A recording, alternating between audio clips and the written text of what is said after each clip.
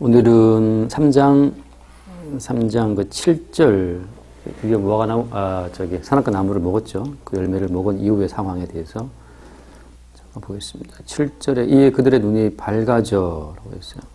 그러니까 선악과 열매를 따 먹었는데 눈이 이제 밝아진 거죠.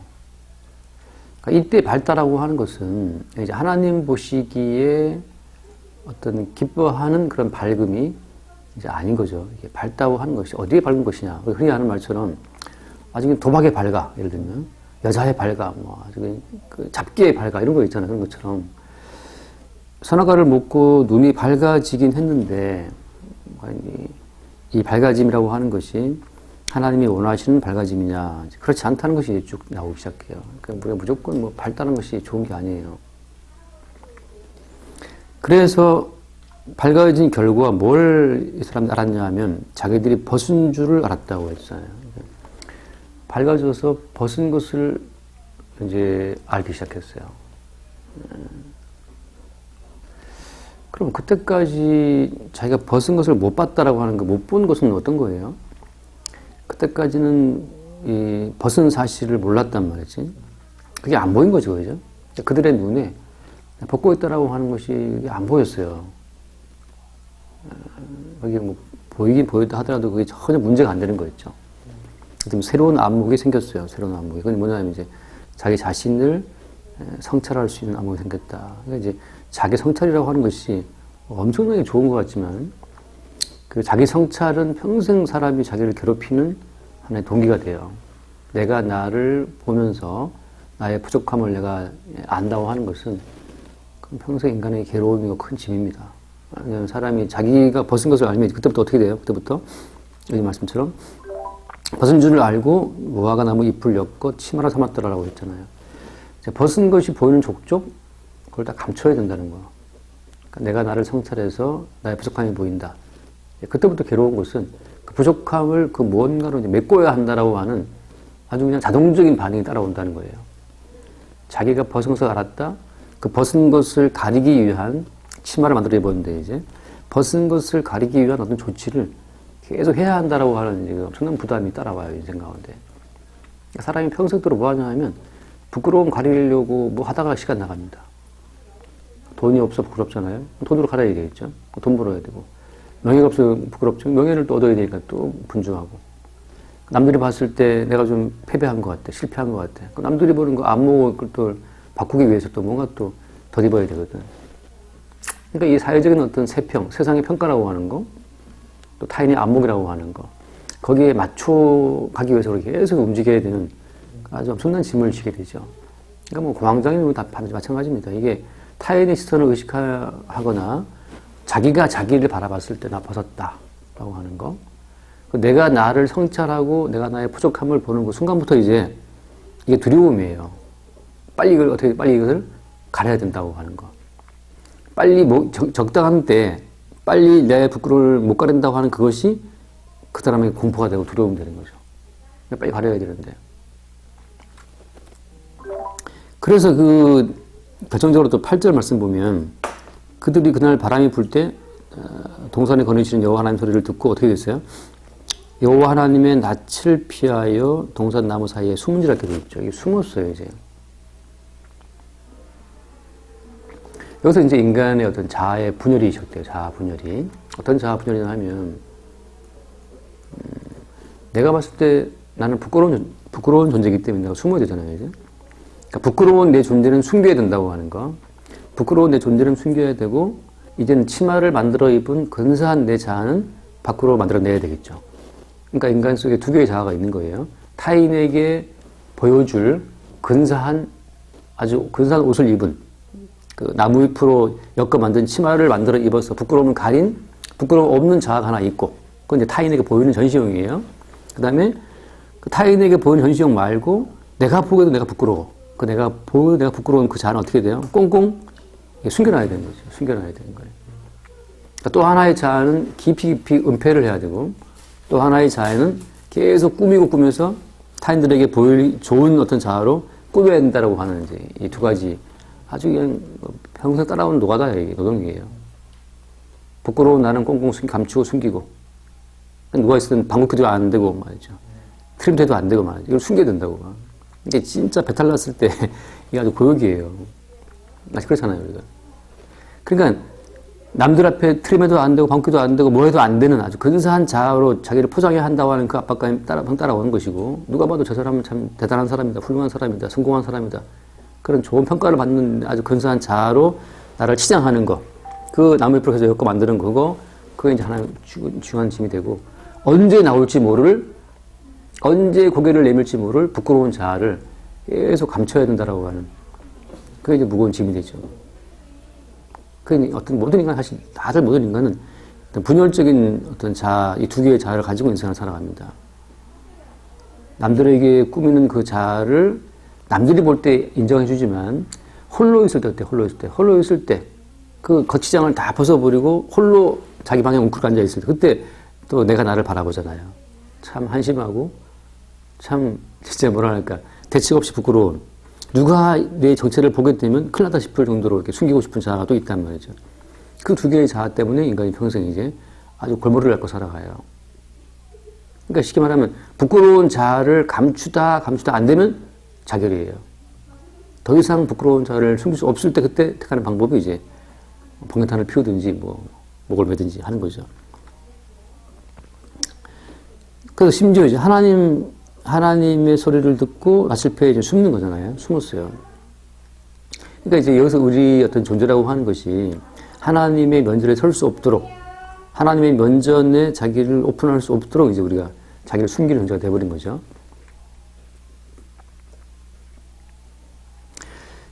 자, 또 하나 인간이 어떤 여기서 이제 뭐라 할까, 하나님의 낯을 피해서 숨을 정도로 이 사람들이 두려웠단 말이지. 그래서 10절 말씀에 보면 나오거든요. 내가 동산에서 하나님의 소리를 듣고 내가 벗었으므로 두려워하여 숨었나이다 그러거든요. 벗은 것이 이제는 수치를 넘어서, 부끄러움을 넘어서 어떻게 돼요? 두려움이 돼요, 두려움이. 도대체 벗은 것이 왜 두려움이 되는가? 자, 이래서 이제 근본적으로, 자, 선악과를 먹었잖아요, 이제? 선악과를 먹었는데, 벗은 것이 확 보이더란 말이지. 벗은 모습이 보이는데 그것이 곧바로 이제 나중에 두려움으로 연결돼요. 그래서 이제 어떤 인과관계라고 하는 것이 이제 문제가 돼요. 왜냐하면 단순히 과일을 하나 먹었을 뿐인데, 그 과일이 나에게 수치심을 주고 심지어 두려움을 줬다고 하는 거죠. 선악과를 먹었다라고 하는 그 원인과 내가 느끼는 두려움 사이에 인과관계가 납득 가능하게 연결이 됩니까? 안 됩니까? 이게 안 돼요. 사람에게 공포가 뭐가 공포냐 하면 내 논리로 이서로 이게 인과관계 설명이 안 될 때 그게 공포가 돼요. 그게 두려움이에요. 수학 문제를 풀 때 공식 대입해서 딱딱 풀었거든? 답이 안 나와. 그때 확 어떤 두려움이, 나 그게 기억나는데 지금 수능대학원에 그 생각이 나는데 분명히 나는 다 대입에 풀었는데 답이 안 나올 때 이거 뭐가 문제가 있는 거지? 나의 어디 부분에 문제가 있어서 이 문제가 답이 안 나오는 걸까? 그걸 모를 때 아주 두렵거든요. 그런 것처럼 인간이 품는 모든 공포와 두려움이라고 하는 것은 인간으로서는 인과관계를 정확히 납득을 못할 때, 이해가 안 갈 때, 내가 투입한 원인과 내가 받게 되는 결과가 이게 아구가 안 맞을 때, 그때 인간은 두려움을 느끼게 되는 거죠. 인간이 어떤 그 평안함을 느끼는 것은 내가 투입한 원인이 내가 예상한 결과를 만들어낼 거라고 하는 그 예상 가능한 행동 속에서 우리 인간은 어떤 담담한 평안을 누리는 거거든요. 그렇잖아요. 내가 뭐 버스에 탔을 때, 내가 어디 뭐 어렵게 걸어가고 있을 때, 아마 그 자체가 무너지지 않을 거라고 하는, 사고 안 날 거라고 하는 그것 때문에 우리는 그걸 하잖아요. 근데 당연히 아무렇지도 않아야 될 어떤 상황 속에서 갑자기 예상치 못한 뭔가가 밀려왔어. 그러니까 동일한 원인이 투입됐는데 결과가 다 달라. 그때 이제 나는 왜 이런 결과가 나한테 다가오지? 그게 인간의 공포가 되는 거죠. 똑같이 인생을 살아왔는데 한 사람은 엄청난 부자가 되고 한 사람은 거지가 됐어요. 실패했어. 그런 것에 대해서 느끼는 어떤 공포감이 있다고 하는 거죠. 그래서 지금 오늘 이 이야기의 핵심 포인트는 거기 있어요. 선악과를 먹었는데 예상치 못한 수치심과 공포가 밀려왔다고 하는 거. 도대체 이 공포의 원인은 뭔가라고 하는 거죠. 자, 여기서 일단 인간의 대책은 뭐냐면, 인간의 대책은, 일단 원인은 뭔지 모르겠지만, 일단은 부끄럽고, 일단 두렵잖아요. 그래서 인간은 뭐냐면, 일단 원인 자체는 뒤로 제쳐놓고, 일단은 이 공포와 두려움을, 해결할 수 있는 방법을 찾는 거죠. 첫 번째 그것이 뭐냐면, 나무 잎으로 치마를 만들어서 입는 거고, 두 번째는 숨는 거예요.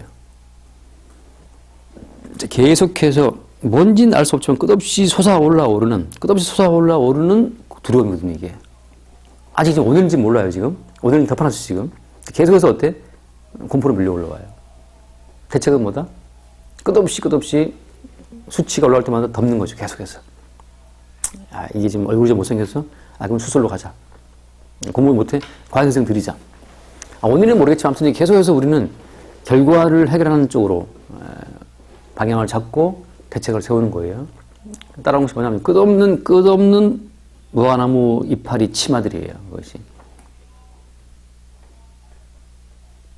끝없이. 예를 들면 그런 거죠. 우리가 교회 나와서 기도한다? 왜 기도하냐 하면 간절히 기도하는 가운데서 그 기도의 치마예요. 말하는 기도의 치마. 이게 뭔가 두려움이 있을 때 막 엄청 기도하자면 약간 잊어버리는 것 같아요. 그 기도의 어떤 모라 경계에 들어가게 되면 잠깐 잊어버려. 그 이제 말하는 정거적인 치마. 정거적인 치마를 만들어 입든지, 아니면 정신승리, 정신승리라고 그러나? 정신승리? 인지 부조화잖아요, 일단. 아무튼. 이솝우화에 나오는 여우처럼 포도가 너무 많이 먹고 싶었는데, 도저히 나보고 높아서 포도를 못 먹었잖아요, 그 여우가. 그때 여우 한 말이 뭐예요?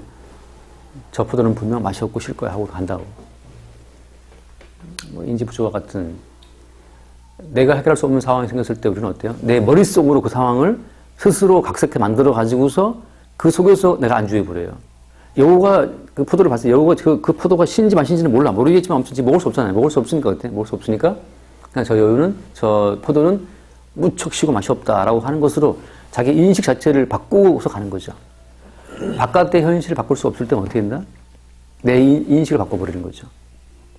그러니까 그렇게 정신적으로 인지적으로 내 치마를 만들어 입든지, 종교인들처럼 기도해서 그 기도의 열정으로 수치를 가르든지, 정적인 치마, 정신적인 치마, 아무튼 자기 행함, 노동으로 계속해서 부끄러움을 가리는 시도를 한다는 거예요. 그렇게 자기 행함이나 노력으로 자기의 부끄러움과 공포를 숨기려고 하는 그 시도 자체를 하나님은 인정한다, 안 한다? 인정 안 하시는 게 문제죠. 그래서 말하자면 예수님이 오셔가지고서는 그들이 감추고 싶었던 그 모든 부끄러움들 있잖아요. 예수님이 오셔서 인간들이 감추고 싶었던 그토록 두려워하는 거 있잖아요.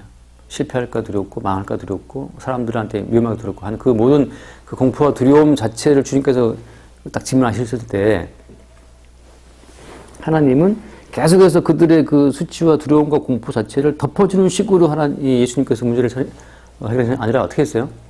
오히려 그것을 밖으로 끄집어냈어요. 다윗 같은 경우에 숨기고 싶었던 간음죄를 끄집어내고 살인죄를 끄집어내죠. 예수님 시대에는 세리와 또 창녀들의 그 모든 것들을 끄집어내요. 그래서 간음하다가 현장에서 잡히는 상황 속에서 주님이 딱 서 계시죠.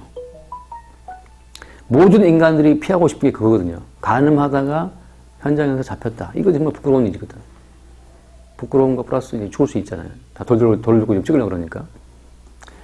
그러니까 할 수만 있으면 그런 상황 속에 놓이지 않기를 바랐던 그 상황 속에 주님이 딱 서 계시는 거예요. 서 계셔서 그 상황 자체를 주님이 어떻게 정리를 하는 것이 나오잖아요. 다시 말하면 간음을 한다라고 하는 그 여인의 그 현장 자체를 마치 없는 것처럼 덮어주는 게 아니에요. 일단은 어때? 일단은 간음 현장을 노출시킨다고 하는 거. 그 말은 뭡니까? 다음 주에 나오겠지만 이제 그들이 만들어 입었던 그 무화나무 이파리 치마 자체를 주님이 벗겨버리는 거예요. 우리가 우리의 지식으로, 우리의 행함으로, 정신적인 노력으로, 정적인 노력으로 우리가 덮으려고 했었던 공포의 근원 자체를 그 주님께서 오히려 그 덮었던 모든 치마들을 다 벗겨버리는 거예요. 벗은 채로 예수님 앞에 서게 하는 거죠. 그러니까 왜 더 공포에 잡히냐 하면 내 노력으로, 내 행함으로, 그렇잖아. 내 뭐 기도도 해보고 교회도 가보고 뭐 상담책도 읽어보고 뭐 약도 먹어보고 다 한단 말이지. 다 해서 어쨌든 간에 이 두렵고 공포스러운 이 자체가 발산되지 않도록 원인을 틀어막으려고 했다. 그 원인을 틀어막으려고 했단 말이죠. 근데 주님께서는 두려워해도 괜찮아. 그냥 벗어도 괜찮아. 하고 그냥 벗겨버리는 거예요. 왜 그럴까요?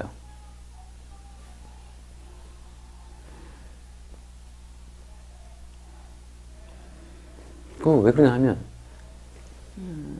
원래 주님이 만드신 인간 자체는 하나님 앞에서 이 벌거 벗기운 채 살도록 만들어졌잖아요.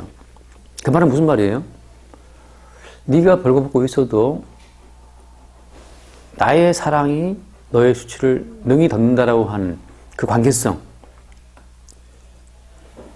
주님의 사랑으로 우리의 수치를 다 가리운다라고 하는 관계성으로 인간은 만들어진 거예요. 아까 제가 드린 말씀처럼 원인과 결과의 부조화 때문에 인간이 공포를 끈다 그러잖아요. 내가 투입한 만큼의 원인이 항상 안 나오거든. 결과가 안 나오거든. 열심히 공부했지만 수능 떨어질 수도 있어요. 그게 두려운 거라. 엄밀히 말하면 그래서 아담과 하와가 선악과를 먹었는데 공포를 끈다라고 하는 이 원인은 어디서 온 겁니까? 과일을 먹었는데 내가 부끄럽고 내가 두려워. 원인이 뭐죠? 주님 때문이에요. 하나님이에요. 하나님이 그렇게 만들어 놓으신 거예요. 선악과를 먹으면 두렵다. 그럼 이제 왜 하나님께서는 선악과를 먹으면 눈이 밝아졌는데 밝아진 것 때문에 공포를 느끼느냐. 그렇게 만들어 놓으셨단 말이죠. 그 이유가 뭐 때문이겠어요? 모든 원인이 하나님이라고 한다면 모든 결과도 어때요? 결과도 하나님께서 의도하신 대로 만들어져 가겠죠. 그게 핵심이에요. 그럼 이제 우리는 물어야 된단 말이죠. 그럼 하나님께서는 도대체 왜 이런 인과관계의 틀 속에 인간을 집어넣으셨는가? 왜 선악과를 만들어 놨다가 선악과를 먹게 되면 공포를 느끼게 되고 두려워하게 되고 피하에 숨어야 되느냐라고 하는, 왜 이런 인과관계 시스템 속에 인간을 집어넣냐 말이죠. 뭐 때문이에요? 하나님께서 끌어가시는 모든 원인과 결과의 구조라고 하는 것은 무엇을 위해 작동하는 거예요? 그게 이제 성경에서 말하는 경륜이에요. 언약의 큰 틀이에요. 우리가 인생을 살아갈 때는 내 노력과 내 헌신을 투입해서 내가 원하는 결과를 상상하잖아, 우리는. 그건 내가 만들어가는 인생인데, 그 내가 만들어가는 인생이라고 하는 것은 선악과를 먹고 나와서 나온 하나의 아이디어인데, 그것은 어때요? 인간이 만들어가는 모든 삶의 그 동기와 목적과 원인과 모두 다 한마디로 말하면 그냥 공포에 쫓기는 거예요. 공포에 쫓기는 거예요. 공포에 쫓겨서 밀려가는 겁니다. 두려움에 밀려가는 거예요. 어릴 때 꿈꿀 때 뭐 떨어지는 꿈 꾸는 것처럼 말이죠. 그래서 물어보면 당신 왜 두려워하느냐? 사실은 좀 정확한 원인이 없어요. 왜 두려워하냐 물어보면 뭐 시험 떨어질까 싶어서 그 떨어지면 왜 안 되는데? 떨어지면 뭐 재수해요. 재수하면 왜 안 되는데? 뭐 돈 들으면 왜 안 되는데? 돈이 없어도 왜 안 되는데? 또 대학 꼭 안 들어가면 왜 안 되는 건데? 이게 파고 들어가다 보면 사실 원인이 없어. 결국 인간이 다 죽을 건데 뭐. 파고다가 결국은 다 포기해버려요. 대충 그냥 사람들이 살아가니까 그냥 그 인간 시스템 속에서 그냥 살아가는 거죠, 이렇게. 주님께서는 거기서 인간을 끄집어내요. 그래서 인간 시스템 속에 끄집어내갖고 언약이라고 하는 새로운 구조 속에 인간을 집어넣어요. 그래서 언약이라는 틀 속에서 다시금 자기 인생을 보게 만듭니다. 언약이라는 틀 속에서 다시 자기 인생을 보게 되면 모든 것의 원인이 하나님이었어요. 그리고 어때요? 그 원인 자체를 투입하신 그 하나님이 하나님 원하시는 결과를 또 어떻게 만들어낸다고 하는 거죠. 그 믿음이에요. 그 믿음. 나라는 인생 자체를 가동시키신 그 하나님이 나라는 인생을 통해서 원하시는 결과를 누가 만들어낸다? 그분이 만들어낸다. 그분 뜻대로. 그럼 거기에 나의 원인과 나의 결과는 거기 들어갈 여지가 있어요? 없어요? 없어요. 괜시리 주님의 원인과 인과 관계 속에 내가 거기 뭐랄까 꼽사리 끼는 것 때문에 괜히 본인 인생의 짐을, 쓸데없는 짐을 지고 있는 거예요. 그러니까 섣불리 내리는 결론은 그거죠. 섣불리 내리는 결론은 일단 그겁니다. 하나님께서 모든 언약 체계를 가동시키시는 목적은 예수 그리스도를 그 속에서 산출을 시키는 거거든요. 예수 그리스도가 우리의 주님이라고 하는 결과를 만들어내기 위한 과정으로 인간을 언약의 틀 속에다가 집어넣으신 거예요. 자, 최종 목적이 거기에 있다면, 그럼 우리가 인생을 맞이하게 된 어떤 그 안목은 어떤 안목이 필요한 거냐 하면, 제가 늘 가끔 하는 말인데, 그냥 당하게 하시면 당해야 되는 겁니다. 욥이라고 하는 사람을 엄청 괴롭히시거든요. 도대체 욥이 알 수가 없어요, 도대체. 자식을 줬다가 다 데려가단 말이지. 돈을 줬다가 돈을 다 가져가 버려요. 건강 줬다가 다 뺏어가 버리죠. 도대체 그 이유를 알 수가 없어, 욥이. 그래서 욥이 욥기를 보면 뭐 계속 그것 때문에 괴로워요. 도대체 이유를 모르겠다, 도대체. 인생이 뭐냐 말이지. 왜 나를 괴롭히시느냐, 하나님이. 나중에 욥이 말하잖아요. 몸 바깥에서 나의 뭡니까? 구속하신 자를 본다는 그런 표현을 하거든요. 결국 욥이라고 하는 인생은 욥의 극심한 고난을 통해서 고난받으실 예수 그리스도를 보여주는 하나의 모형으로 욥의 인생은 채택이 된 거예요. 별동대처럼, 선발대처럼. 고난받으실 예수 그리스도를 미리 증거하기 위해서 욥은 미리 보냄받아서 그 고통을 당한 거라. 멀쩡한 아브라함을 갈대로에서 딱 끄집어냈어도 그 길랑 여정을 걸어서 가나안 땅 오게 하고 또 기근들을 위해서 애굽 땅에 내려가게 하고 마누라 뺏길 뻔하고 뭐 이런 뭐 이렇게 떠돌아요, 막 나그네처럼. 왜 아브라함은 한 자리에 고요히 살지를 못하고 그렇게 떠돌아 나그네로서 말이죠. 나그네 이방인으로 살아야 되냐고. 아브라함 본인에게서는 이유를 알 수가 없어요. 우리는 왜 태어나서 이렇게 살아가는 겁니까 또? 힘겹게 뭐 광장에 알아가면서 막 양보하면서 병원 와서 또 뭐 아프다고 병원 와서 왔다 갔다 하면서 왜 살아가냐.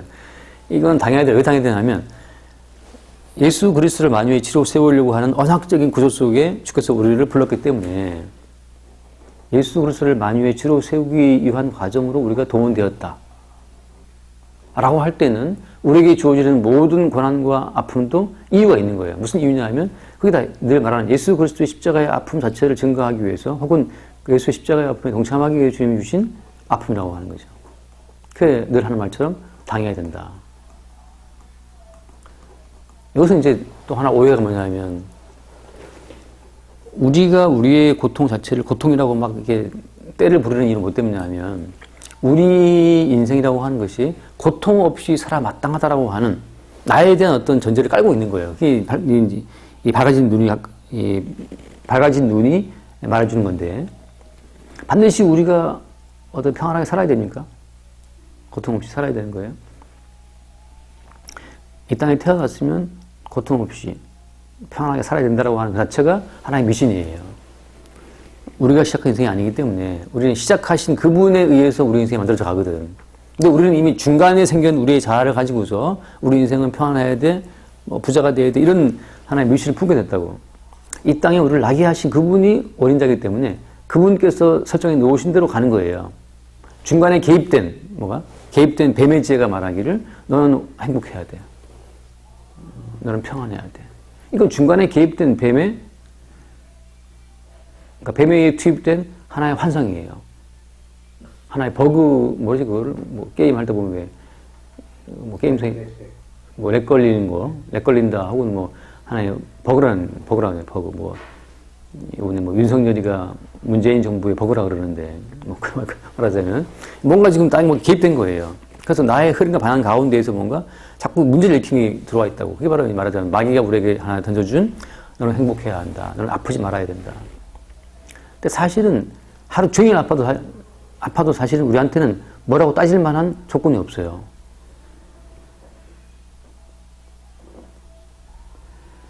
하나님의 언약 가운데 배치된 어떤 역할들을 우리는 가는 거라고. 그러니까 공포라고 하는 것은 말하자면 그것도 하나의 뭐예요? 공포도 하나의 연출이에요, 연출. 공포를 겪게 하시면 공포를 겪어야 되는 거예요. 그래서 우리가 베드로나 그 제자들이 바다를 가다가 풍랑이 일잖아요.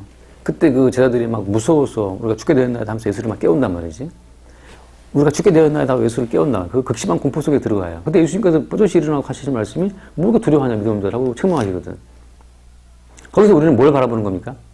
베드로나 저들이 왜 두려워하느냐라고 그 두려워하는 것 자체를 뭐라고 하면 안 돼요. 왜냐하면 그것은 우리 모두가 다 당하는 것들이니까.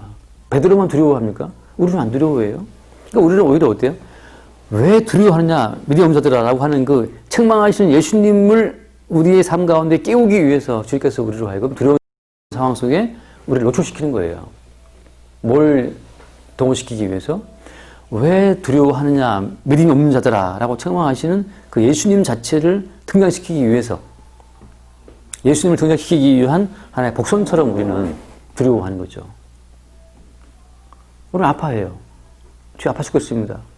뭐 아파요, 뭐 힘들어, 외로워요, 괴로워요, 뭐 말이 많다고. 그런데 항상 주님께서 말씀하시고 뭘 두려워하고 뭘 염려하고 뭘 아파하느냐 말이지. 예수 십자가에서 죽으신 예수 그리스도를 다시 우리의 삶 가운데에 등장시키기 위한 하나의 전조로서 우리 인생 가운데 닥쳐오는 일들이라고 하는 거죠. 그래서 이제 여기서 또 나눠주는 거예요. 나눠줘요. 두 가지로. 이런 상황 가운데에서 제대로 예수 그리스도가 그 삶 가운데 등장되는 그런 부류의 사람들이 있고, 그런 부류의 사람들은 어때요? 그런 부류의 사람들, 예수님이 그 언약의 목적대로 등장하게 되는 사람 입장에서는 자기의 부끄러움과 자기의 수치 자체가 문제가 안 됩니다.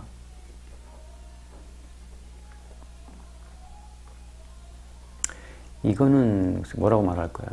부부라고 하잖아요. 부부일 때는 어때요? 부부들은 서로가 서로에게 벗은물을 보이는 것 자체를 어려워하지 않잖아요. 그거 왜 그런 거예요? 나의 벗은 몸을 내가 보여도 나의 벌거벗음이 상대방에 의해서 악용되거나 조롱되거나 하지 않을 것을 믿기 때문이잖아요. 나의 모든 그대로가 저 사람에게 수용될 것이라고 하는 것을 내가 믿기 때문에 나의 수치를 드러낸단 말이죠.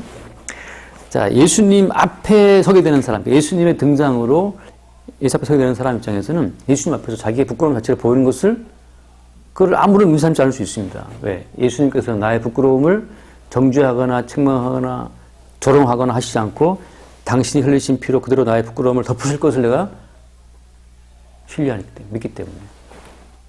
예수님 앞에서는 나의 모든 부끄러움 자체를 드러내는 것을 주저할 이유가 아무것도 없는 거예요. 저분은 나의 모든 수치와 부끄러움을 그대로 품으시는 분이니까. 근데 예를 들어서 나의 벗은 몸을 사진을 찍어서 뭐 인터넷에 올리고 뭐 팔아먹고 하는 그런 친구가 있다고 하시고, 그러면 그 앞에서 못 벗을 수 없죠.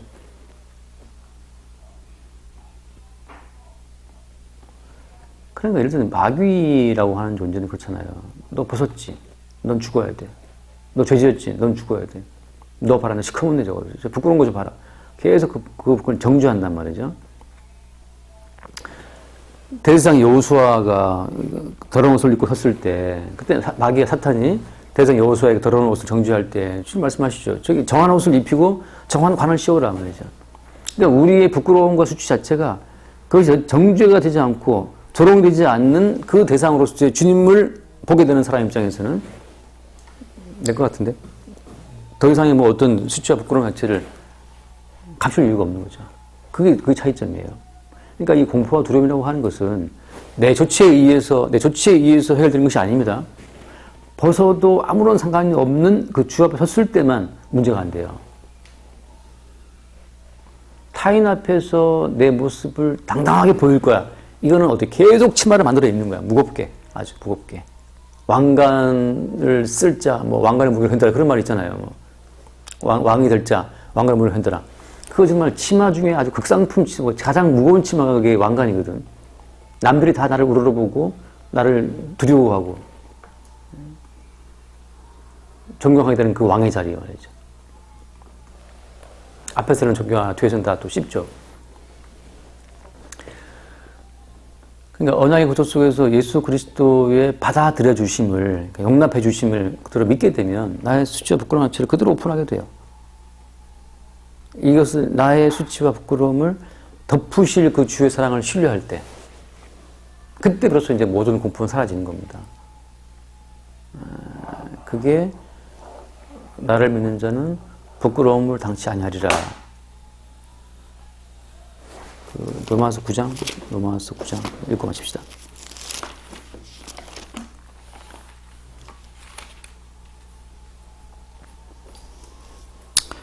로마서 로마서 9장 맞나?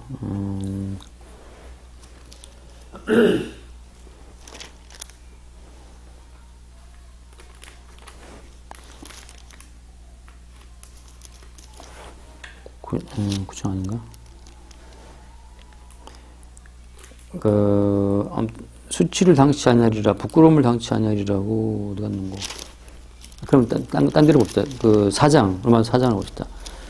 비슷한 얘기니까요. 4장을 보면, 예를 들어서 4장 7절, 4장 7절, 불법이 사함을 받고 죄가 가리어짐을 받는 사람들은 복이 있고, 주께서 그 죄를 인정하지 아니하실 사람은 복이 있도다 한것 같으니라. 그러니까 우리가 죄를 지어도, 망해도, 이 사회에서 어떤 덕망을 이뤄도, 그게 문제가 안 돼요. 주님께서는 그것을 죄로 인정하지 아니하시니까. 그 대표로 예를 든 사람이 다윗이잖아요. 간음자였는데 주님께서는 그 간음죄를 인정하지 않았어요. 덮었어 그냥. 아까 말한 그 여자 현장에 잡혔어요. 간음자가 가다가. 근데 주님께서는 그 간음죄를 덮었어요. 주님이. 정죄 안 했다고.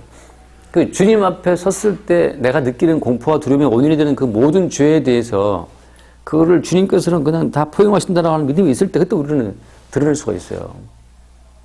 여자가 남자에게 벗은 몸을 드러낼 때는 저 남자가 나의 모든 것을 포용할 거라고 하는 그 포용에 대한 믿음이 있기 때문에 옷을 벗는 거잖아요.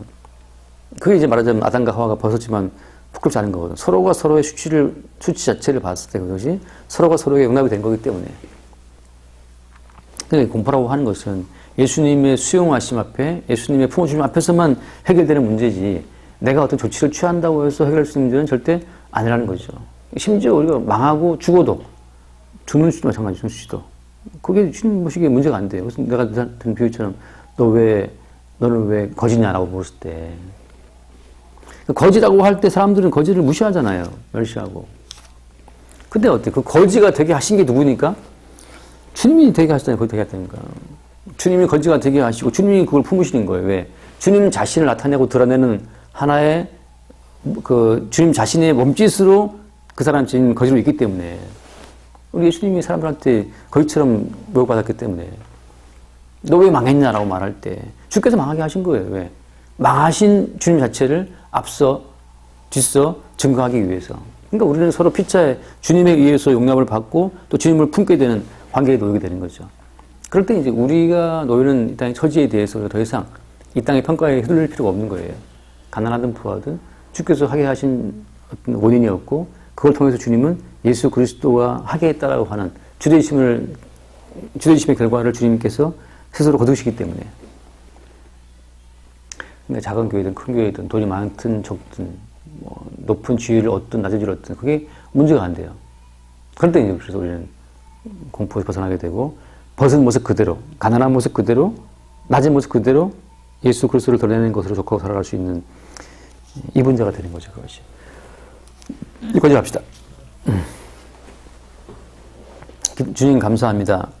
선악과를 먹었을 뿐인데 극심한 공포를 끼고 하나님까지 피하여 숨었던 아담과 하와를 바라보며 이제 그리스도 예수 안에서 새롭게 빚어질 하나의 과정이었음을 또 보게 하시니 감사합니다.